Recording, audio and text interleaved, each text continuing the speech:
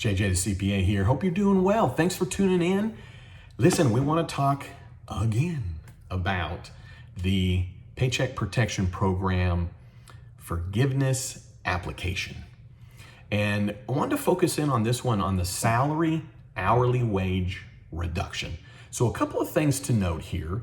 I thought about doing this where I could pull it up on the screen, but you know what I really want you to do is go to page 7 and 8 of the application. And I've got it on my website. I've got a link below. There's no booby traps. Just click on it and you'll be able to go to the application. But I want you to go to page 7 and 8. And the reason for that is that when we look at what is the max loan forgiveness, right? Well, it's what was spent on payroll, okay, divided by 75%. So that's the max loan. So initially you may think, oh, well then just spend more on payroll, right? So give raises, if employees haven't come back, give out some bonuses, maybe pay myself more. The tendency is like, okay, well, then I got to spend more to be able to increase my loan forgiveness. But the thing to note here is that in this salary hourly wage reduction calculation, you have to take into account those employees whose salary or wages hourly have been reduced more than 25%. So of course, then that would be any of the employees that you had pre-pandemic. If they're not on your payroll, okay, then they're going to be included in this calculation. If you have someone that has been there for a period of time that's not been the entire time, well, you're going to have yourself a calculation where they're going to be included. And how do you know who's being included? Well, if you look to table 1 on page 9, and here's the thing, I understand that right now you may be thinking and watching this video, it's like, well, JJ, why don't you throw it up? Why don't you pull it up? Why don't you show us this? I'm going to tell you why I'm not doing that in just a minute. But when you look at then table 1, basically you're listing each employee during the covered period or the alternative payroll covered period, right? So you're listing them, whoever's in that period, okay? So when you're listing them, you're then saying what's the average annual salary or hourly wage during the covered period, and then enter the average annual salary or hourly wage between January 1st and March 31st. And I know this is swimming. I get it, swimming. But if you're really interested in doing what I said you might be trying to do at the beginning, then I want you to go do the work. This isn't a gotcha, but I want you to go do the work, and I want you to look at page 7. I want you to look at page 8, and I want you to look to page 9. And the reason for that is not a, well, I'm not doing the work for you kind of thing.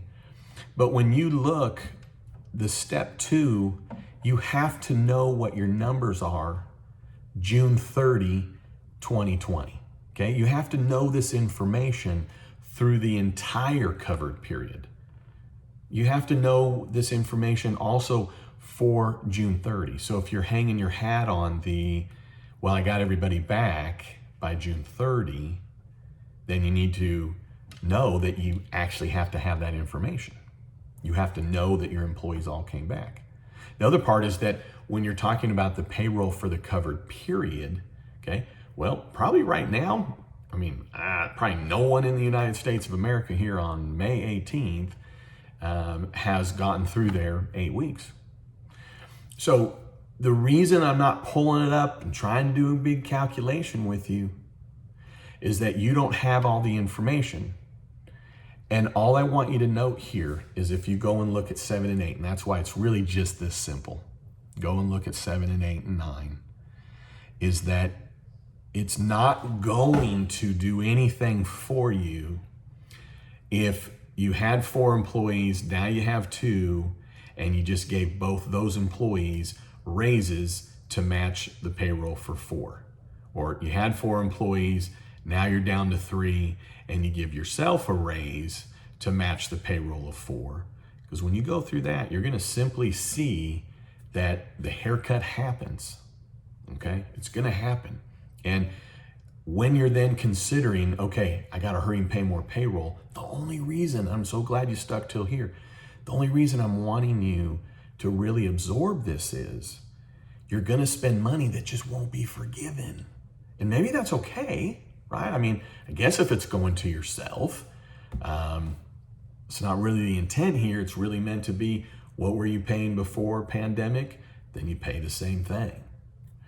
But if you pay yourself an amount, it's just that you're not going to achieve forgiveness for that amount. Okay? That's why I've said before, if you're paying out bonuses, and meaning like you just pay it out in May, or you pay out bonuses in June, you just always have, or you've given raises. It's like you can do those things. But when you walk through 7 and 8, you'll see that that's really not going to do anything for you to achieve a forgiveness amount. In some ways, I think it would hurt you more.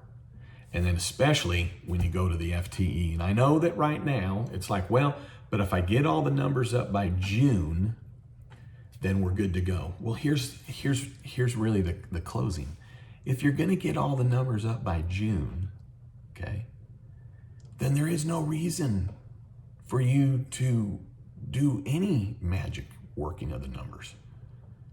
See what I'm saying? Like if you're gonna get your numbers up by June, then why worry about trying to spend as much as you can on payroll? Because what if you don't get your numbers up by June, number one? But number two, remember this.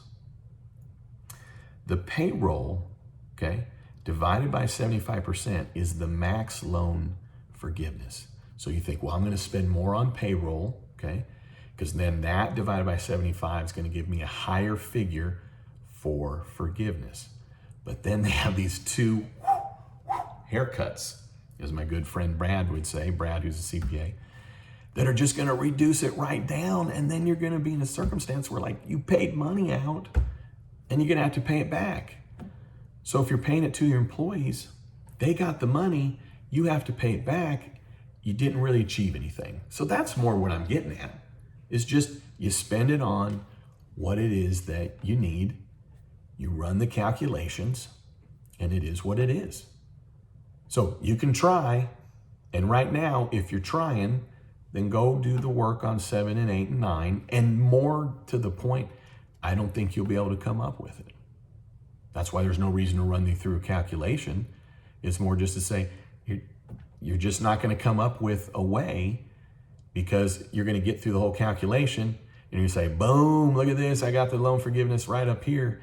And then you're going to go through this calculation, even if you're using some, guesses, and you're going to go, oh, I thought it was here. Nope, it's actually here. And the problem is you would have spent money that you didn't otherwise need to spend, and you're going to have to pay it back. Does that make sense? So, all right, SBA Form 3508. It's the SBA forgiveness application for Paycheck Protection Program, PPP, the PPP. So more to come on this. I'm going to be doing this in bites as we go through this. And the thing to remember is that I know we're anxious to want to get to it right now. Oh my gosh. I get it. I'm a numbers person, right? Calculations. But just know, especially when you see 7, 8, and 9, the table, you have to have all of the payroll information in front of you to do the entire calculation. So, all right. Hey, thanks for tuning in. I'd love it if you subscribe. And don't you ever forget, you've never met a CPA quite like me. All right. Hey, thanks again.